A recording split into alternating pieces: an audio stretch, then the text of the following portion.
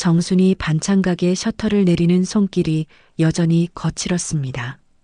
5년이 지났지만 아직도 그날의 기억이 선명하죠. 아들 준호가 공사 현장에서 떨어져 숨졌다는 전화를 받던 순간 세상이 무너지는 줄 알았습니다. 남편도 일찍 여의고 홀로 키운 외아들이었거든요. 그런데 장례식 끝나고 이틀 만에 며느리 영희가 애들 데리고 사라진 겁니다. 이웃 아줌마들이 수군거리는 소리가 아직도 귓가에 맴돌았죠. 보험금 타서 도망갔다니까요. 요즘 젊은 것들이란. 정수는 그 말들을 믿을 수밖에 없었습니다. 아니, 믿고 싶었는지도 모르죠. 차라리 며느리를 미워하는 게 아들을 잃은 슬픔보다 견디기 쉬웠으니까요. 정순의 가게는 읍내에서 제일 장사가 잘 되는 반찬 가게였습니다. 새벽 4시부터 일어나 김치 담그고 나물 무치고 생선 조리는 일이 정순의 일상이 되었죠.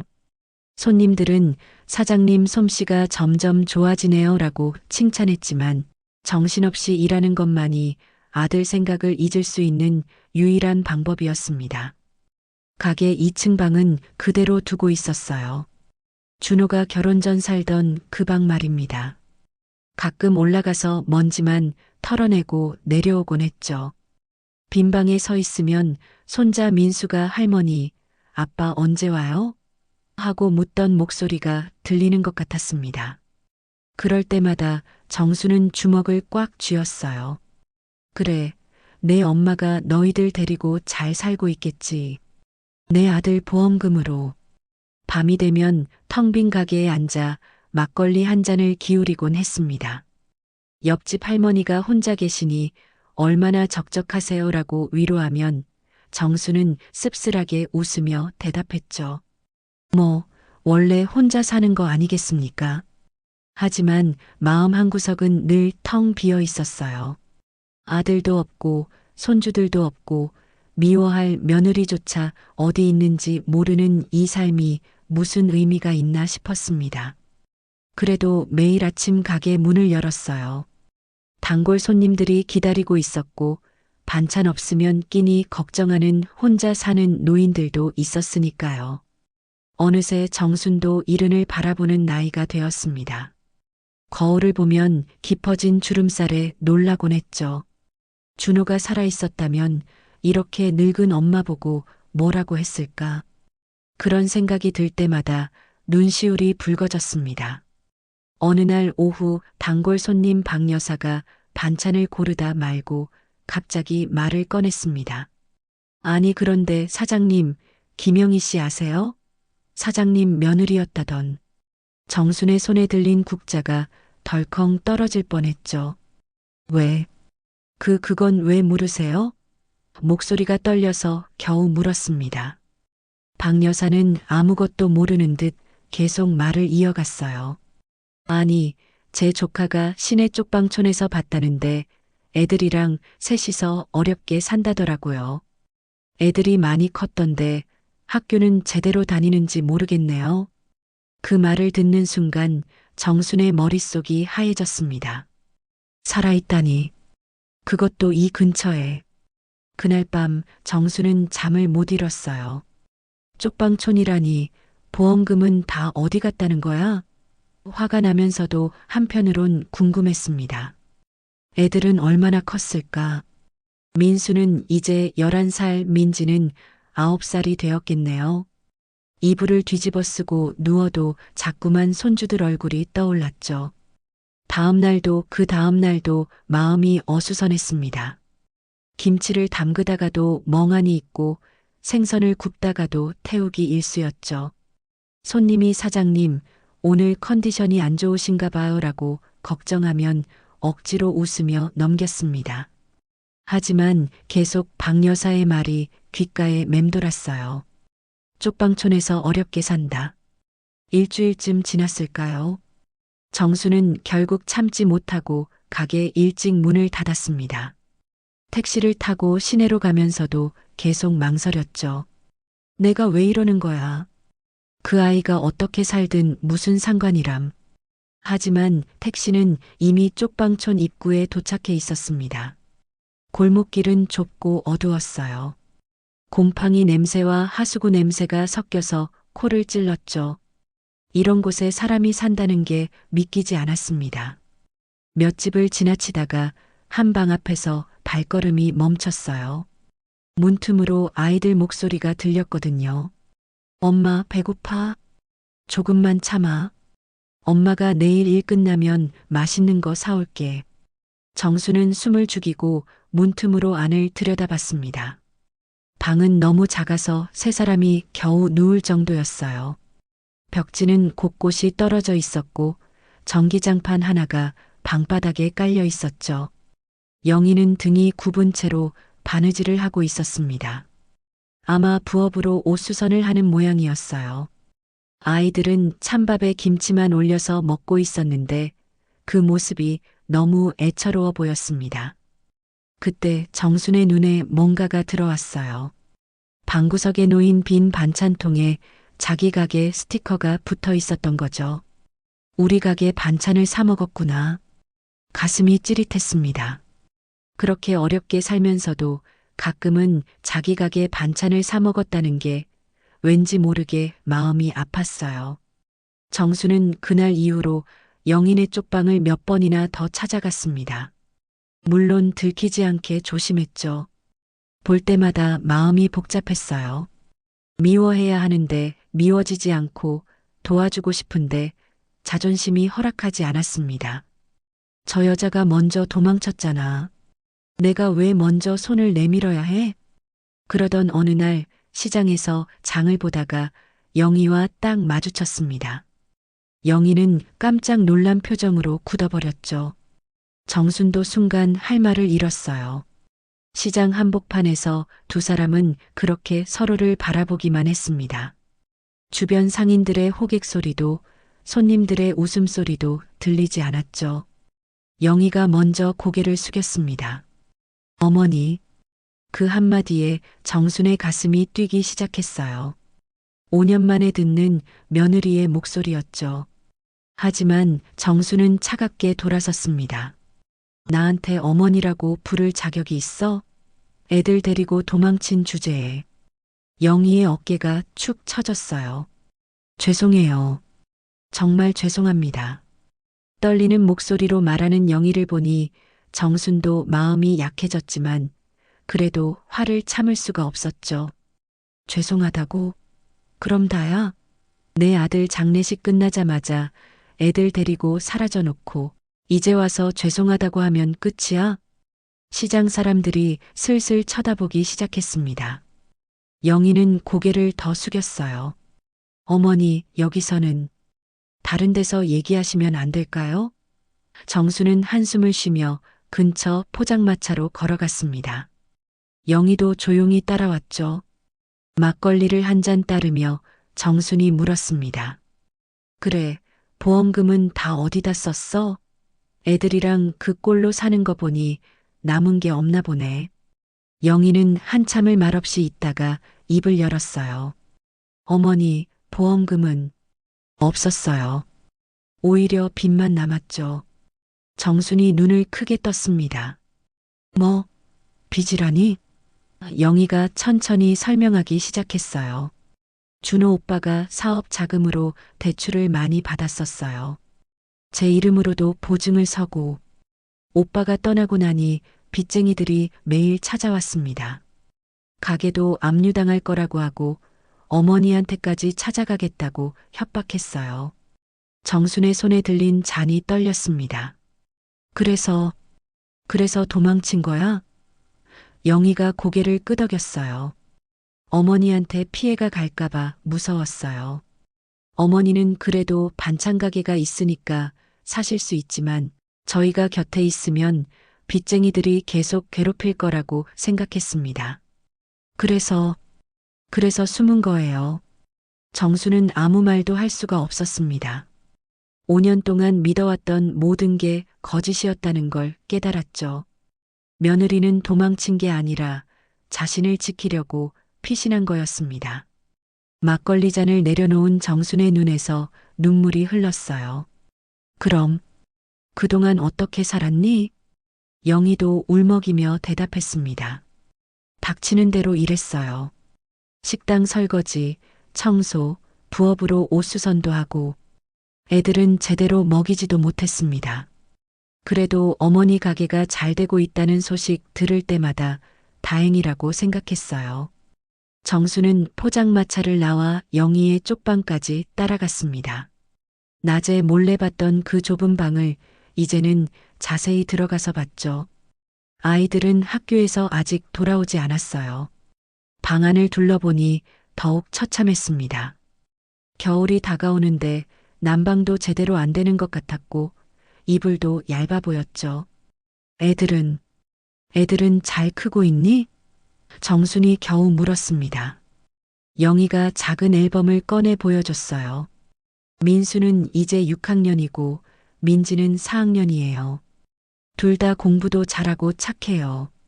가끔 아빠 얘기하면서 울기도 하지만 사진 속 아이들은 많이 컸지만 준호를 꼭 닮아 있었습니다. 정수는 사진을 보다가 결국 주저앉아 울음을 터뜨렸어요. 미안하다. 내가 너무 미워했어. 내가 그런 사정이 있는 줄도 모르고 5년 동안 욕만 했네. 영희도 같이 울면서 정순의 손을 잡았습니다. 아니에요, 어머니. 제가 먼저 말씀드렸어야 했는데 너무 무서워서 그러지 못했어요. 그때 문이 열리고 아이들이 들어왔습니다. 엄마 다녀와. 민수가 말을 하다가 정순을 보고 멈췄어요. 한참을 바라보더니 조심스럽게 물었죠. 혹시 할머니세요? 그 한마디에 정수는 또다시 눈물이 났습니다. 5년 만에 듣는 손자의 목소리였으니까요. 민지가 뒤에서 고개를 빼꼼 내밀었어요. 진짜 할머니야? 아빠네 엄마. 정순이 팔을 벌리자 민지가 먼저 뛰어들었습니다. 민수도 어색하게 다가왔죠. 할머니, 그동안 어디 계셨어요? 엄마가 할머니는 우리 싫어한다고. 영희가 황급히 민수를 말렸지만 정수는 고개를 저었어요. 아니야, 할머니가 잘못했어. 할머니가 너희들을 오해했단다. 정수는 아이들을 꼭 안고 말했습니다. 이제부터는 할머니랑 같이 살자. 이런 곳에서 더는 못 살게 하겠어. 영희가 놀라서 말했어요. 어머니, 저희는 괜찮아요. 이렇게 용서해 주신 것만으로도. 정순이 단호하게 고개를 저었습니다. 무슨 소리야? 내 손주들을 이런 곳에 둘 수 없어. 가게 위층에 방이 있잖아. 준호 살던 그 방 말이야. 거기로 가자. 아이들은 환호성을 질렀지만 영희는 여전히 망설였죠. 어머니, 그래도 저희 때문에 불편하실 텐데. 불편한 게 뭐가 있어? 오히려 집에 사람 사는 소리가 나야 좋지. 정순이 영희의 손을 잡았습니다. 그리고 가게 일도 도와줘. 나이 들어서 혼자 하기 힘들었는데 내가 도와주면 좋겠어. 영희가 눈물을 흘리며 고개를 끄덕였어요. 그날 저녁 정수는 아이들을 데리고 먼저 집으로 갔습니다. 5년 만에 2층 방에 다시 불이 켜졌죠. 아이들은 넓은 방을 보고 신이 나서 뛰어다녔어요. 와, 여기가 우리 집이야? 진짜? 정수는 부엌에서 된장찌개를 끓이며 생각했습니다. 그래, 이제야 집 같네. 사람 사는 집 같아. 이사한 지 일주일쯤 지났을까요? 영희와 아이들은 조금씩 새 생활에 적응해 가고 있었습니다. 아침마다 정순이 차려주는 따뜻한 밥상 앞에서 영희는 늘 미안해했죠. 어머니, 제가 차려야 하는데. 그럴 때마다 정수는 손사래를 쳤습니다. 그동안 고생했으니 이제 좀 편하게 살아. 애들 학교 보내는 것도 일이잖아. 민수와 민지는 할머니를 따라다니며 제잘거렸어요. 할머니, 오늘 학교에서요. 하면서 하루 있었던 일을 조잘조잘 얘기하는 아이들 소리에 집안이 생기가 돌았습니다. 가게에도 변화가 생겼죠. 영희가 일을 도우면서 정순도 한결 여유가 생겼고 손님들도 며느리분이 오시니까 가게 분위기가 훨씬 밝아졌네요 라고 말했습니다. 그런데 아직도 정순의 마음 한구석엔 응어리가 남아 있었어요.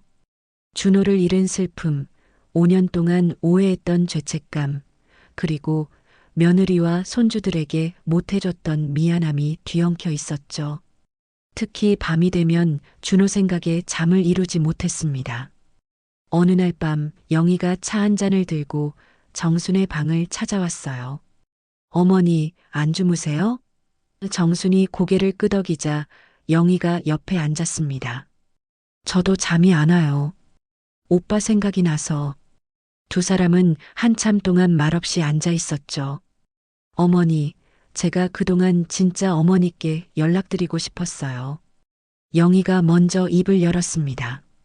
명절 때마다 오빠 기일 때마다 전화하고 싶었는데 빚쟁이들이 무서워서 그리고 어머니가 저희를 받아주실까 두려워서 그러지 못했어요.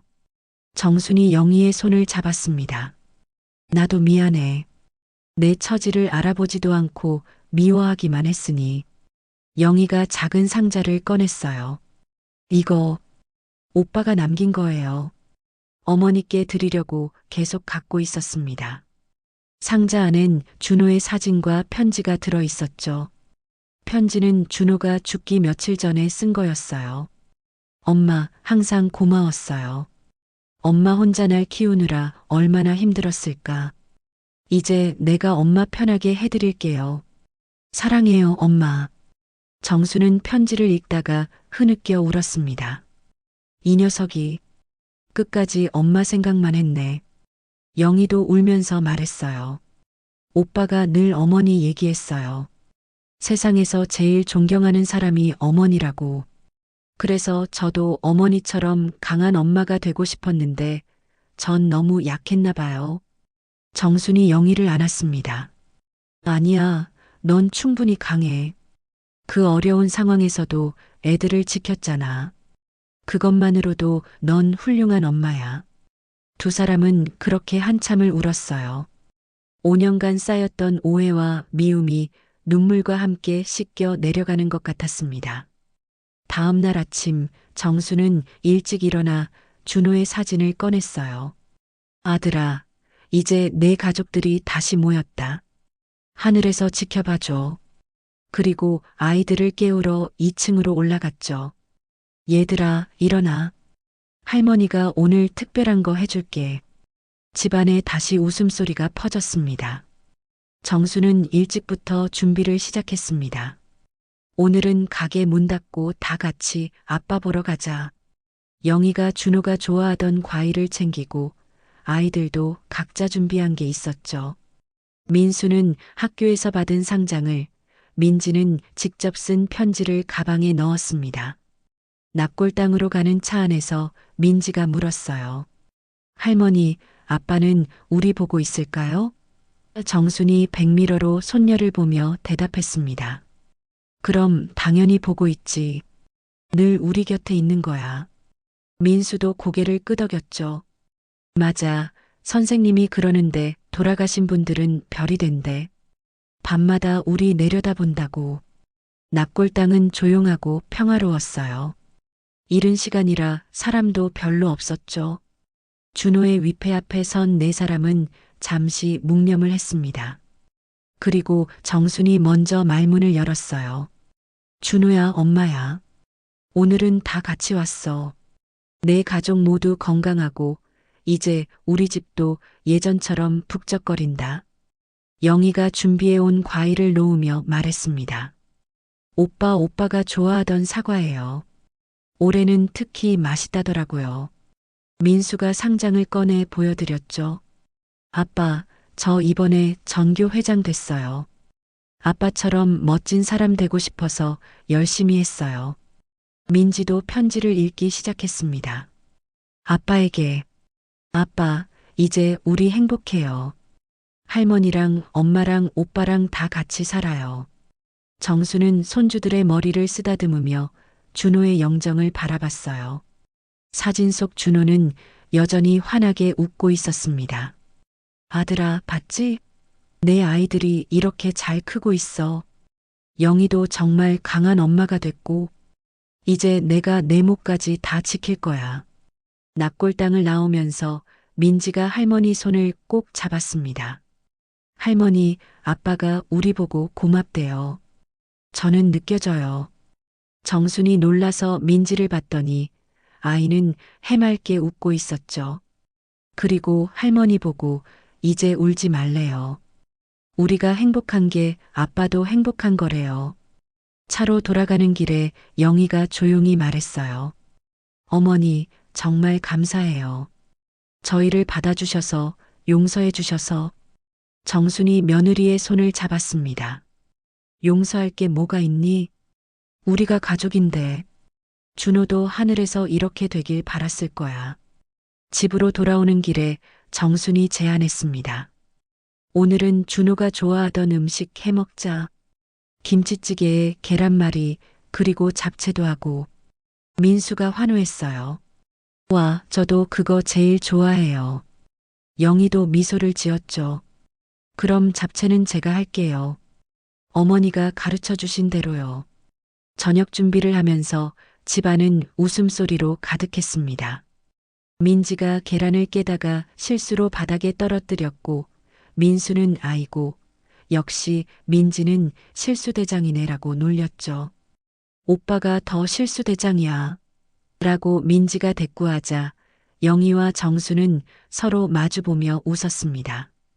김치찌개 냄새가 집 안가득 퍼졌어요. 정수는 된장도 조금 넣어 구수한 맛을 더했죠. 이게 비법이야. 준호가 어릴 때부터 이렇게 끓여주면 밥 2공기는 뚝딱이었지. 영희가 곁에서 열심히 지켜봤습니다. 어머니, 저도 이제 이만 낼 수 있을 것 같아요. 할머니, 저도 커서 할머니처럼 요리 잘하는 사람 될 거예요. 민지가 말하자 정순이 웃었어요. 그래, 그럼 할머니가 다 가르쳐 줄게.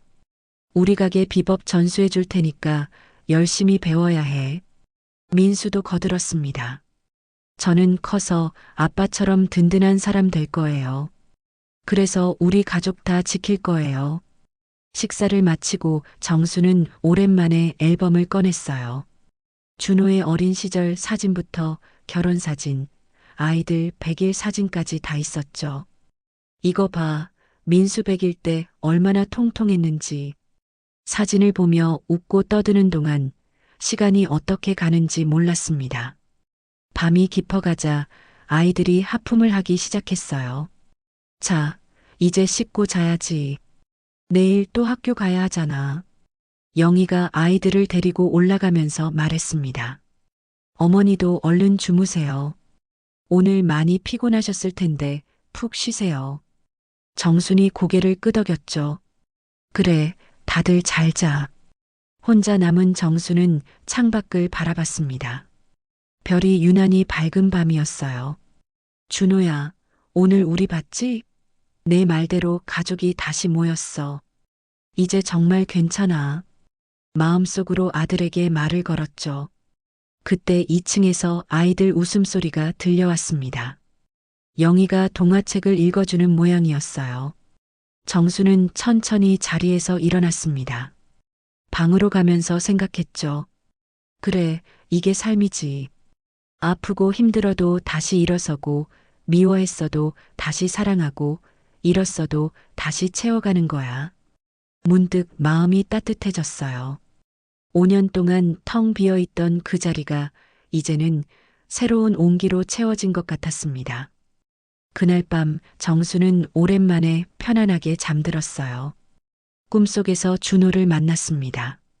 준호는 환하게 웃으며 말했죠. 엄마 고마워요. 우리 가족 지켜줘서. 정순도 웃으며 대답했습니다. 당연하지. 엄마가 끝까지 지킬게. 아침 햇살이 창문으로 들어올 때까지 정순의 얼굴엔 평화로운 미소가 머물러 있었습니다. 정순 할머님네 가족이 이제 꽃길만 걷기를 응원하신다면 구독, 좋아요 꼭 부탁드립니다.